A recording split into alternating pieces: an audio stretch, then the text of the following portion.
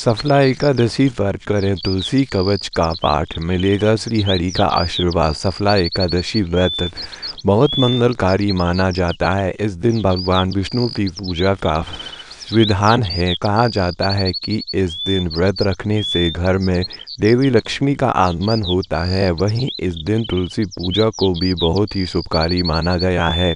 इसके साथ ही इस दिन सफला एकादशी तुलसी कवच का पाठ बहुत फलदायी माना गया है।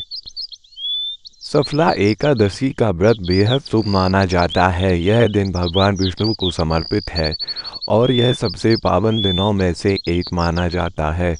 धार्मिक मान्यताओं के अनुसार लोग इस दिन भगवान विष्णु के लिए व्रत रखते हैं और श्री हरि की खास पूजा अर्चना करते हैं। कहते हैं कि इस तिथि पर तुलसी पूजन भी अवश्य करना चाहिए, इससे भगवान विष्णु प्रसन्न होते हैं।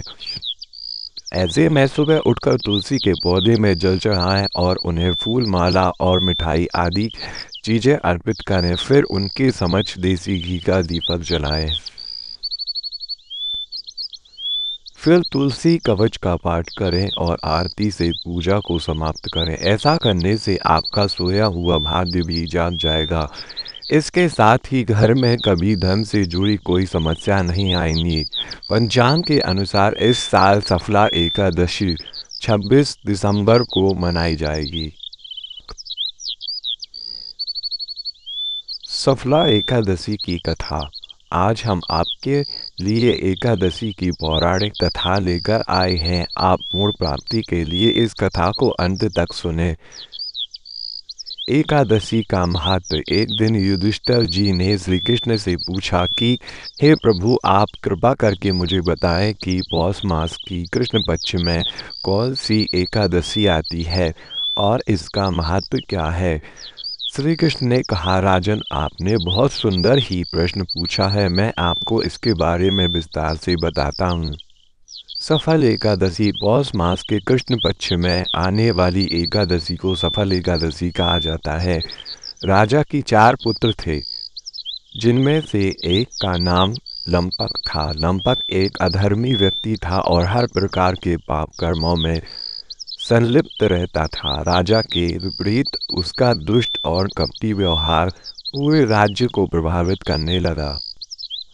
राज्य से निष्कासन। राजा ने उसे राज्य से बाहर निकाल दिया। लंपक के किसी मित्र या संबंधी ने उसकी सहायता नहीं की और वो राज्य के बाहर एक जंगल में निवास करने लगा। जंगल में उसने निर्दोष जानवरों का शिकार करना शुरू कर दिया और रात में नगर में लूटपाट भी करने लगा।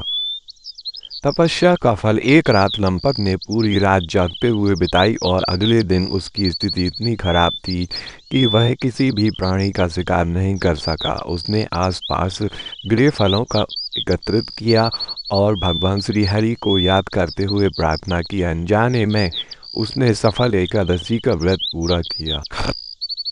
भगवान की कृपा। भगवान इस तपस्या से अत्यंत प्रसन्न हुए और अगले दिन एक सफेद तेजस्वी घोड़ा लंपक के पास आया। आकाशवाणी हुई कि हे लंपक, यह घोड़ा तुम्हारे लिए आया है। तुमने विधि पूर्वक सफल एकादशी का व्रत पूर्ण किया है, जिससे भगवान तुमसे प्रसन्न हुए हैं।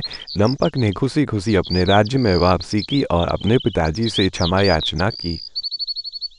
धर्म की स्थापना। राजा लंपक ने अपने धर्म का पालन करते हुए राज्य में राज किया और कुछ समय के बाद उसका विवाह एक राजकुमारी के साथ हुआ। उसने अपने पिता के पद की जिम्मेदारी को निभाया और अंत में तपस्या करने निकल पड़ी।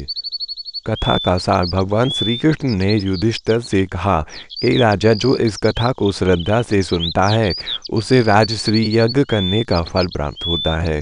उसके सभी कष्ट और पापों का अंत हो जाता है और जीवन के बाद उसे मोक्ष की प्राप्ति होती है।